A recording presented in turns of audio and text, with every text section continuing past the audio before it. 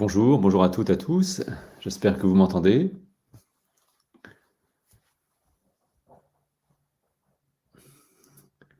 Bien, mais écoutez, je vais commencer pour cette présentation des prépas EC, ECG à vrai dire. N'hésitez pas pendant la présentation à poser des questions si vous en avez, bien sûr. J'y répondrai avec plaisir. Alors d'abord, je vais me présenter en quelques mots. Je m'appelle Frédéric Munier, je suis professeur, je suis agrégé d'histoire, je suis professeur d'histoire, géographie, géopolitique en classe préparatoire aux grandes écoles, au lycée Saint-Louis à Paris. Je suis par ailleurs membre de la PHEC, qui est l'association des professeurs enseignants donc en prépa EC, économique et commerciale. Alors, je vais vous dire quelques mots afin que vous ayez un peu l'occasion peut-être de poser des questions. Je vais présenter d'abord les prépas ECG. Je vais ensuite aborder la question du profil, quelles sont les spécialités, bien sûr. Et puis pour finir, je vous donnerai quelques mots d'encouragement et puis peut-être d'ambition, en fait. Alors, d'abord, présenter rapidement les prépas ECG. Alors, les classes prépa, comme vous le savez, de manière générale, ce sont des classes qui durent 2 ans après le baccalauréat et qui permettent donc de préparer à des grandes écoles. Grandes écoles qu'on appelle de commerce, en fait, ce sont de management, grandes écoles d'ingénieurs ou les écoles normales supérieures, les écoles vétérinaires, par exemple. Donc, ces classes prépa durent 2 ans et les nôtres, ECG, sont des classes préparatoires économiques et commerciales, voie générale, économique et commerciale, c'est-à-dire qu'en fait, elle prépare à ce qu'on appelait auparavant les écoles de commerce, mais en fait, qui s'appellent de plus en plus aujourd'hui des écoles de management. On y apprend en fait le management, c'est-à-dire la direction de projets, d'entreprises, éventuellement l'entrepreneuriat, bien sûr. On y reviendra peut-être, mais les débouchés sont multiples, bien sûr. C'est la voie, les classes préparatoires, c'est la voie privilégiée aujourd'hui pour intégrer les grandes écoles. C'est la plus rapide, 2 ans, puis ensuite on intègre l'école. C'est également la plus assurée, la plus facile, entre guillemets, ça peut paraître paradoxal, mais tout simplement parce qu'il y a un peu plus de place dans les grandes écoles qu'il y a d'étudiants en classe préparatoire. Donc, être pris en classe prépa et en travaillant sérieusement 2 ans, c'est l'assurance d'avoir une grande école, ce qui est quand même pas si évident au jour d'aujourd'hui. Toujours dans le chapitre présentation un peu générale des classes prépa, ces classes prépa, ECG, économique et commerciale, voie générale, eh bien, sont destinées à des bacheliers qui ont fait un bac général, des bacheliers du lycée général. Quelles sont les matières que l'on apprend en classe préparatoire ECG? Eh bien, un petit peu comme au lycée aujourd'hui, il y a un tronc commun, et puis ensuite, il y a des choix de parcours. Et c'est un petit peu là-dessus, j'imagine qu'on va parler aujourd'hui, des choix de parcours. Alors, commençons par le tronc commun. Tout élève qui intègre une prépa ECG fait nécessairement 2 langues vivantes, dont l'anglais, 3 heures et 3 heures par semaine. Il fait nécessairement 3 heures de philosophie, 3 heures de français. Donc, vous voyez, 6 heures de langue et puis 6 heures de littérature et en fait de philosophie. On est à 12 heures. S'ajoute à ça ensuite des parcours. Tout élève qui entre en prépa ECG, outre ce tronc commun, langue 1, langue 2, dont l'anglais, philosophie, français, eh bien, doit choisir entre deux voies de mathématiques qu'on appelle appliquées et mathématiques qu'on appelle approfondies. Il doit choisir une des deux. Et puis, il doit choisir entre ESH, c'est-à-dire économie, sociologie, et histoire du monde contemporain, ou histoire, géographie, géopolitique du monde contemporain. On n'est pas obligé de faire de l'économie pour rentrer en grande école de management, parce qu'aujourd'hui, la géopolitique est très importante dans un monde en mouvement, bien sûr. De toute façon, dans ces deux disciplines, économie, sociologie et histoire du monde contemporain, ou histoire, géographie, géopolitique, en fait, on étudie le monde d'un point de vue plus économique, mais qui va vers l'histoire dans la première, d'un point de vue plus géopolitique, mais qui va aller dans l'économie vers la seconde. Donc là, il n'y a aucun problème. Ça dépend un petit peu de votre appétence et de vos goûts, en fait. Donc, si je résume, les matières enseignées, parce que c'est très important, évidemment, pour choisir ces spécialités au lycée, les matières enseignées en classe préparatoire, un peu comme au lycée, vous avez un tronc commun, langue 1, langue 2, dans l'anglais, 3 heures de français, 3 heures de philo, et ensuite, eh bien, vous choisissez, alors il y a 8-9 heures, ça dépend ce qu'on prend, mais en mathématiques appliquées ou mathématiques approfondies, puis ensuite on choisit soit le SH, l'économie, c'est 8 heures, soit la géopolitique, c'est 7 heures. Voilà un petit peu une présentation rapide donc, des prépas ECG destinées à intégrer les grandes écoles de management. Alors vous comprenez que les matières qu'on enseigne et qui sont dispensées en prépa ECG déterminent un petit peu, évidemment, au lycée, les choix de spécialité. Et c'est l'objet aujourd'hui de notre rencontre. Quelle spécialité étudier pour intégrer une prépa ECG?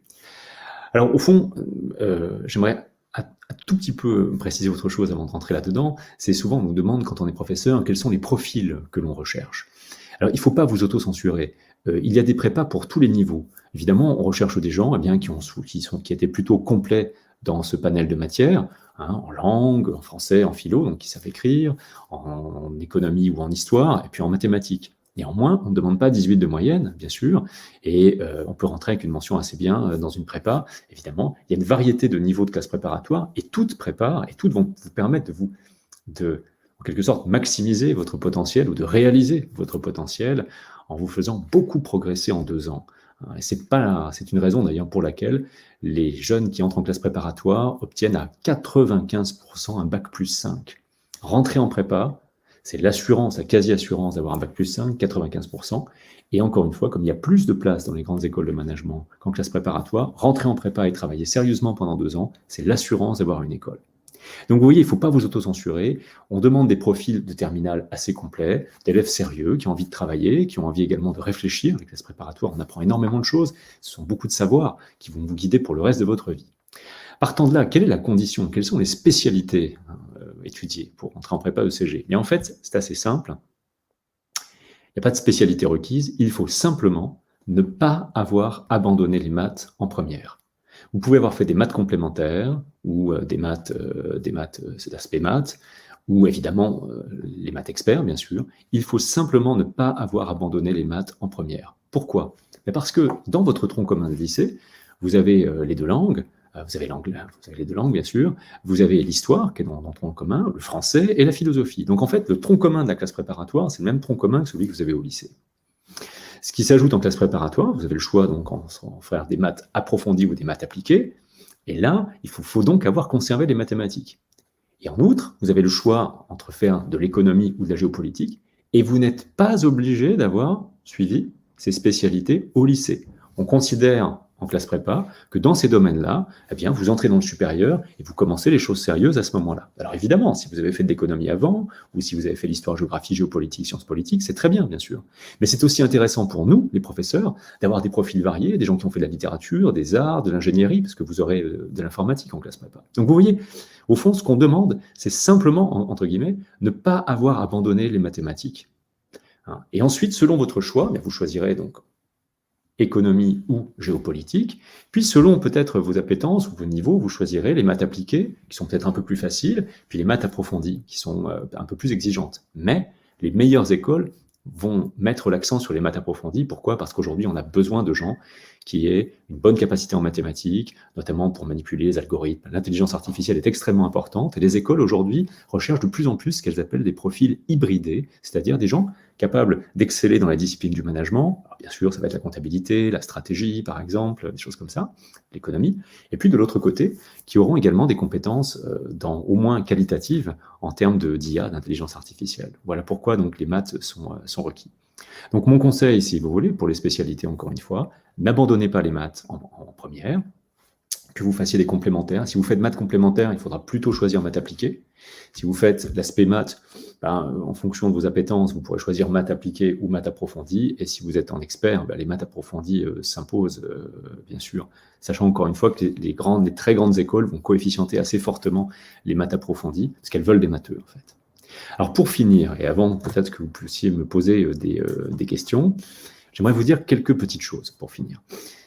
J'aimerais vous dire pourquoi il est plus facile de réussir en passant par une classe préparatoire. Vous savez, il y a souvent une légende noire, on explique que la prépa c'est terrible, etc. On y travaille beaucoup, bien sûr, mais dans quelle formation on ne travaille pas beaucoup pour réussir? Est-ce que pour faire du droit à haut niveau, on ne doit pas travailler? Est-ce que pour devenir médecin, chirurgien, il ne faut pas travailler, bien sûr?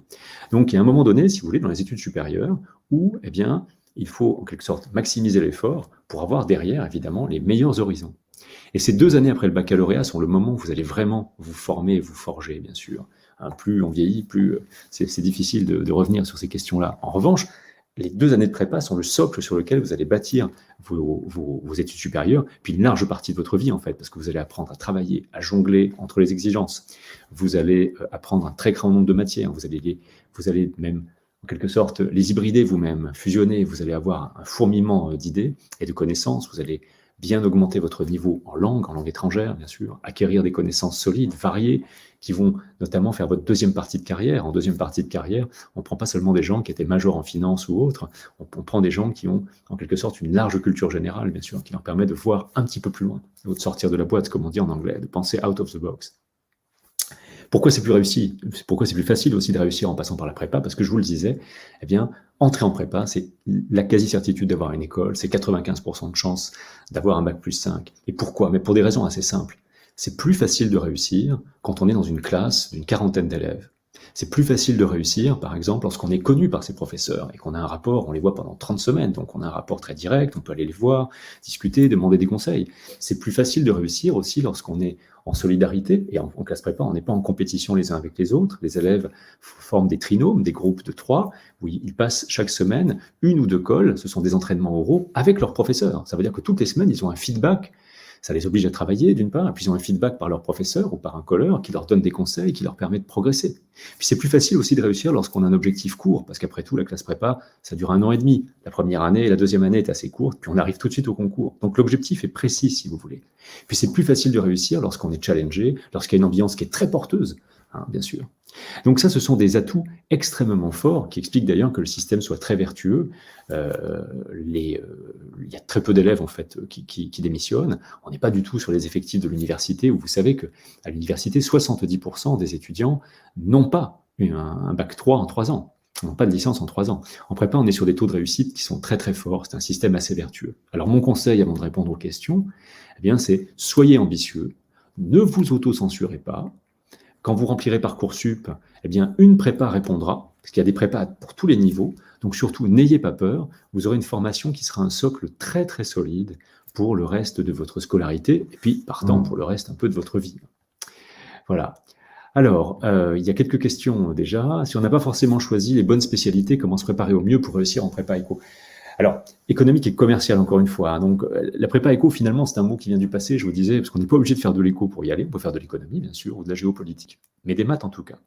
Alors, si on n'a pas forcément choisi les bonnes spécialités, en réalité, je vous l'ai dit, la spécialité qu'il ne faut pas abandonner, d'une manière ou d'une autre, c'est les mathématiques.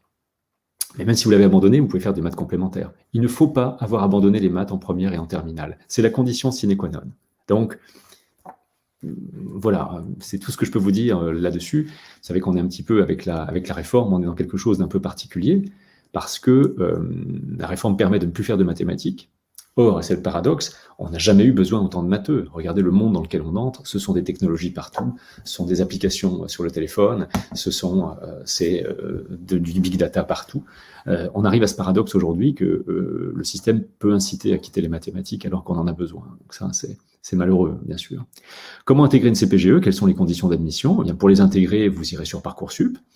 Et sur Parcoursup, eh bien, vous choisirez votre vœu. Donc, les CPGE s'afficheront sur Parcoursup. Il faut que vous regardiez, car toutes les CPGE ne proposeront pas tous les parcours. Par exemple, au lycée Saint-Louis où j'enseigne, il y a un seul parcours qui est proposé, qui est maths approfondi et géopolitique. Il y a des prépas qui vous proposeront maths appliquées et économie, ou maths approfondi et économie, ou maths appliquées et géopolitique. Et puis, il y a des prépas dans lesquels, parce qu'historiquement, il y a un grand nombre de classes, vous aurez peut-être les 4 parcours qui seront proposés. Mais ça, Parcoursup vous dira quels sont les parcours. Et encore une fois, pour choisir, il faudra vous dire, est-ce que je préfère faire de l'économie, qui donnera un arrière-fond historique, ou est-ce que je préfère de la géopolitique, qui donnera un arrière-fond économique? Vous n'aurez pas de manque en passant par l'un par l'autre. C'est vraiment votre goût. Et vous pouvez très bien avoir fait de l'économie au lycée et choisir de la géopo. Vous pouvez très bien avoir fait de la géopo au lycée et choisir l'économie. Ne vous inquiétez pas, il n'y a pas de prérequis. C'est vraiment votre goût. Et puis la deuxième question que vous vous posez sur les maths, puisque vous aurez forcément des maths en prépa, est-ce que je choisis un parcours avec maths appliquées ou un parcours avec maths approfondies? En sachant que le parcours maths appliquées peut être un peu plus simple, mais il est moins valorisé au concours. Il sera moins valorisé dans les très grandes écoles, en tout cas, en termes de coefficients. Or, vous savez, c'est plus facile quand on est bon d'accrocher une bonne note en maths avec certitude qu'à une discipline de philosophie ou de géopolitique, d'ailleurs. Ça veut dire que les étudiants qui ont des facilités en maths, il faut absolument qu'ils prennent maths approfondies. C'est une meilleure garantie, en quelque sorte, de réussite. Vous voyez, il n'y a pas de bon calcul, ça dépend de vous. Est-ce que je préfère faire de la géopo ou de l'éco? C'est une chose. Est-ce que, compte tenu de mon niveau de maths, je me sens pour faire des maths, et à ce moment-là, si ça va, j'aurai je serai porté, bien sûr, par les maths approfondies, ou est-ce que je me sens peut-être trop fragile, et à ce moment-là, ou en tout cas que ça ne m'intéresse pas, et à ce moment-là, je prendrai maths appliquées. Voilà. Dans les deux cas, d'ailleurs, sachez qu'il y a de l'informatique. Pour les conditions d'admission, encore une fois, votre dossier Parcoursup sera examiné par les professeurs de classe préparatoire. Et donc, ils regarderont attentivement plusieurs choses. Ils regarderont bien sûr vos moyennes, mais les moyennes d'un lycée à l'autre sont aujourd'hui très, très dissemblables. C'est très difficile parfois de voir. Il y a des lycées qui notent un peu plus sec, donc la moyenne est plus basse. En revanche, ce qu'on regarde souvent, c'est votre niveau dans la classe. Est-ce que vous êtes dans les premiers ou pas? Donc, on regarde les moyennes, bien sûr, mais plus que ça, souvent le classement relatif dans la classe. On regarde aussi beaucoup les appréciations, évidemment, de nos collègues. Et puis le chef d'établissement met un avis aussi. Donc tout ça, ça nous guide beaucoup. Les dossiers sont lus avec beaucoup d'attention. Et puis, on regarde la lettre de motivation. Néanmoins, faites attention, la plupart des lettres de motivation nous disent la même chose tout le temps. Elles sont très, très répétitives. Donc, ce qui importe quand même, c'est votre niveau relatif dans la classe, et puis les appréciations de nos collègues de terminale, ainsi que du chef d'établissement. Alors, on me demande, donc je prends les questions, elles apparaissent les unes après les autres. Comment intégrer une CPGE, quelles sont les conditions d'admission, bien, je viens de vous le dire. Sachez que sur Parcoursup, en plus, quand vous ferez des vœux en ECG, imaginez que vous choisissiez un établissement dans lequel il y a les 4 voies. Vous pouvez choisir, si c'est le même établissement, les 4 voies, ça ne comptera qu'un seul vœu. Hein, voilà, donc vous pourrez au fond faire 10 vœux d'établissement, mais dans certains établissements, vous pourrez choisir une ou 2 voies différentes, ça ne comptera qu'un vœu. Comment intégrer? Quelles sont les conditions d'admission? C'est bon. Est-ce que notre choix de spécialité en terminale peut être un motif officiel pour être refusé dans une prépa? Non. Du moment que vous avez gardé les mathématiques en première, je répète, vraiment, c'est la condition sine qua non. Vous gardez les maths en première, que ce soit en complémentaire, en spé maths, en maths expert, ensuite en terminale.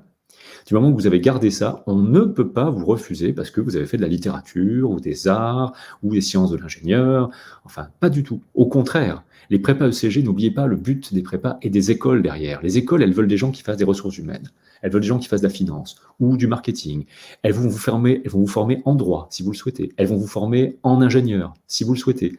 HEC a même ouvert, par exemple, un CAP de pâtisserie pour les gens qui veulent faire, par exemple, imaginez que vous voulez monter demain une nouvelle chaîne comme la brioche dorée, eh bien, il vous faudra des connaissances là-dedans. Les écoles vont vous ouvrir à une multitude de choses. Et donc, elles ont besoin de gens qui ont fait des parcours les plus variés possibles au lycée, du moment que vous avez conservé les maths, puisque dans le tronc commun du lycée, je le répète, vous avez toutes les matières de la prépa ECG.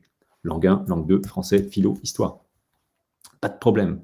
Donc, ce qu'on demande, c'est des gens qui aient fait des maths. Et après, vos spécialités, les autres spécialités que vous aurez choisies au lycée, seront une source d'enrichissement pour nous, les profs de prépa, et puis bien sûr pour les grandes écoles derrière, qui bénéficieront de profils plus variés qu'auparavant, si vous voulez. Vous pouvez nous parler de la nouvelle prépa ECG, mais je viens de le faire assez longuement, encore une fois. Je peux vous en dire quelques mots peut-être de plus, on a encore 12 minutes. Alors, qu'est-ce que c'est qu'une semaine type en prépa ECG? Eh bien, ça va être 3 heures de langue 1, 3 heures de langue 2, dont l'anglais forcément. Ça sera 3 heures de français, 3 heures de philo.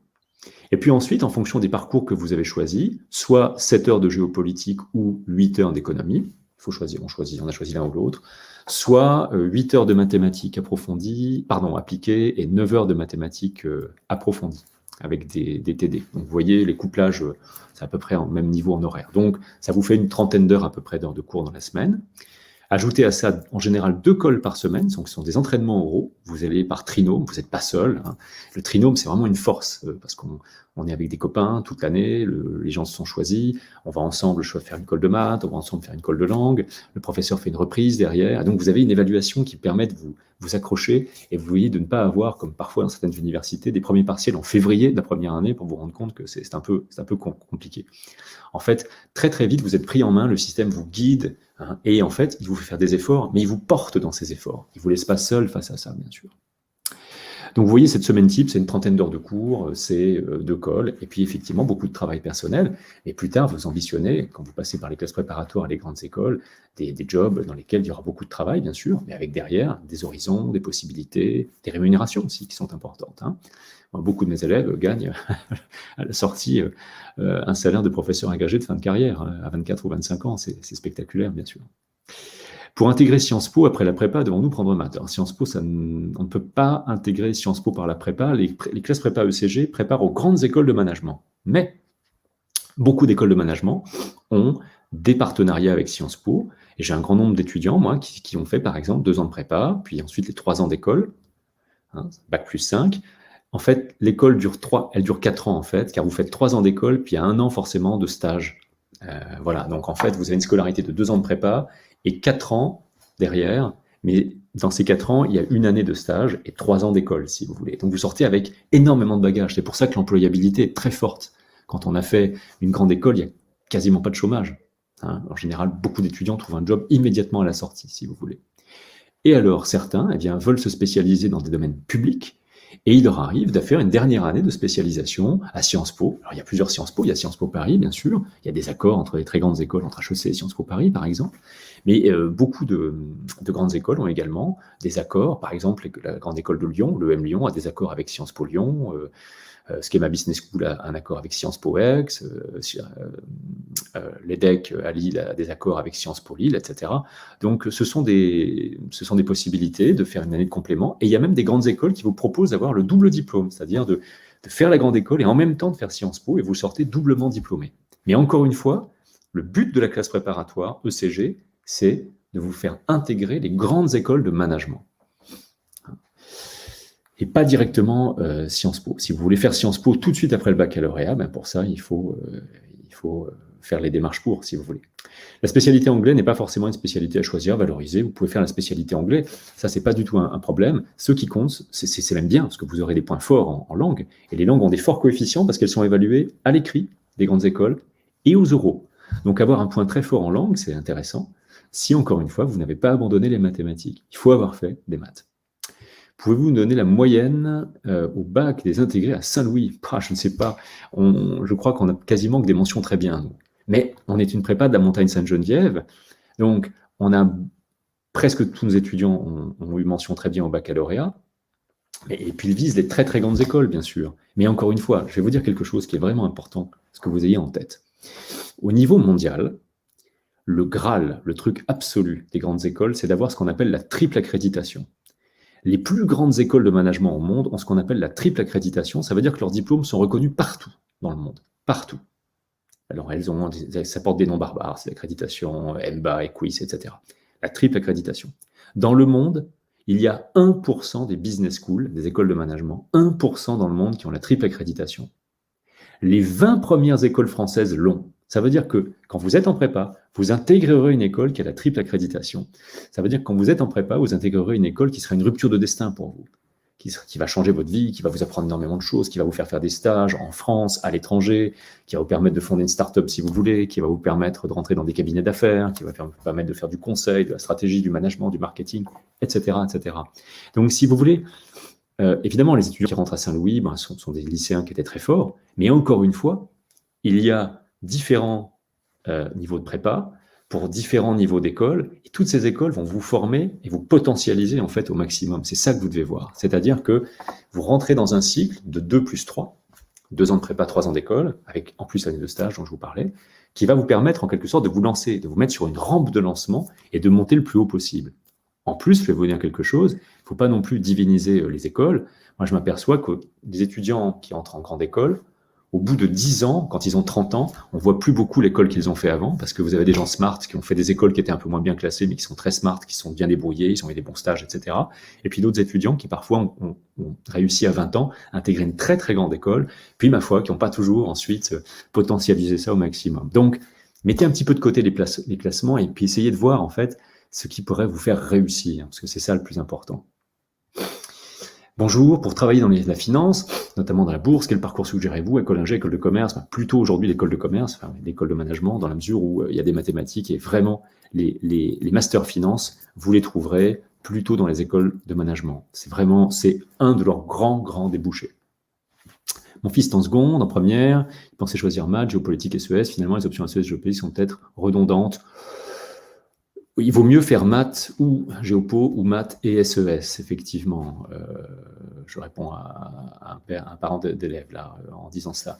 De toute façon, sachant qu'en plus, en prépa, il sera toujours possible soit si vous avez fait par exemple maths SES, de conserver et de faire de l'éco en prépa, soit de basculer en géopolitique puisque vous aurez fait l'option histoire, parce que l'histoire est dans le tronc commun. Ce qui compte, c'est d'avoir fait des mathématiques. Encore une fois, je le répète, je l'ai dit au tout début, donc peut-être les gens n'étaient pas là encore, mais on vit ce paradoxe en France qu'avec la réforme du lycée, beaucoup de gens ont abandonné les maths alors qu'on n'a jamais eu autant besoin de matheux qu'aujourd'hui. Le monde dans lequel on est un monde qui fonctionne sur les mathématiques, la data, la donnée, le numérique, et les gens qui travailleront demain devront avoir eu une sensibilisation, ou au moins une porte de compréhension dans ces disciplines-là. Donc, conservez les maths, et puis ensuite, choisissez une autre option qui peut être les langues, la littérature, les arts, l'économie, la géopolitique, l'ingénierie, etc. Ça vous donnera une coloration, une spécialisation qui va être intéressante à valoriser ensuite en prépa. Donc, pour répondre aux parents d'élèves qui me posaient cette question, je conseillerais à son fils de conserver les mathématiques, puis de choisir soit l'éco, soit la géopo. Un élève passant par un bac STI2, oula, petite entrée en prépa ECG, je ne sais pas ce qu'est le bac dont vous me parlez, je ne connais que les bacs généraux. Si vous avez des dernières questions, je suis désolé, je ne peux pas répondre à cette question. Si vous avez des dernières questions, j'y répondrai avec plaisir. Il nous reste 5 minutes à peu près dans ce live. En tout cas, voilà, pour un bon élève, vaut-il mieux être premier de sa classe dans un lycée classique ou avoir un classement moyen dans un grand lycée? C'est une question que je comprends tout à fait, hein, bien sûr. C'est une question toujours un petit peu terrible parce que, bon, lorsqu'on est prof en prépa, ça fait très longtemps que j'enseigne en classe préparatoire, ça fait plus de 15 ans, on connaît bien les lycées aussi. Alors, il est évident, je vais prendre des caricatures en vous disant ça, mais il est évident quand quelqu'un qui est par exemple dans la moyenne, dans un très très grand lycée parisien, on sait que c'est quelqu'un qui a été bien entraîné aussi, bien sûr, donc on en tient compte.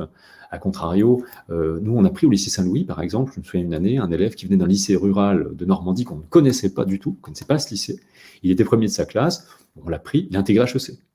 Donc, quand on lit les dossiers, c'est un peu notre boulot, comme un médecin examine un corps, il a l'habitude, il palpe le pouls, il prend la tension, il parle aux malades, etc. Il y a des signes qui ne trompent pas. Lorsqu'on lit des bulletins, eh bien, on a l'habitude, si vous voulez, de repérer des choses intéressantes, fortes. On voit des tempéraments d'élèves, on voit aussi la capacité de l'élève à progresser. Donc tout ça est pris en compte. Voilà pourquoi il est bien difficile de vous répondre dans l'absolu sans avoir vu votre fils ou votre fille. Il est très difficile dans l'absolu de vous dire, voilà, il vaut mieux être premier de la classe dans un lycée inconnu ou moyen dans un lycée très connu. Nous avons de tous les profils. Et au lycée Saint-Louis, on a vraiment de tous les profils. On a des gens qui viennent de très grands lycées. On a aussi des gens qui viennent, je vous disais, de lycées qu'on ne connaît pas bien, des lycées classiques, de centre-ville, de périphérie, de France lointaine. Moi-même, je fais de classe prépa, je viens du fin fond de la Lorraine, industrielle, ou post-industrielle plutôt. Vous voyez, donc, dites-vous que les professeurs veulent évidemment les meilleurs profils possibles, les écoles veulent les meilleurs profils possibles, et donc on fera tout, évidemment, pour essayer de le faire. L'avis du chef d'établissement compte beaucoup. Le chef d'établissement nous met un avis qui est spécifique, hein, qui n'est pas sur le bulletin, hein, qui met un avis supplémentaire pour les gens qui veulent faire une classe préparatoire ou qui veulent faire des formations supérieures. Et donc, c'est un avis qui compte beaucoup pour nous, parce que le chef d'établissement peut nous dire, voilà, c'est un élève qui vient d'une très très bonne classe, ayez ça en considération. Hein, le système, quand même, est vertueux. Il cherche à sélectionner les meilleurs. Alors, il reste 1 minute, je crois. Peut-être une ultime question.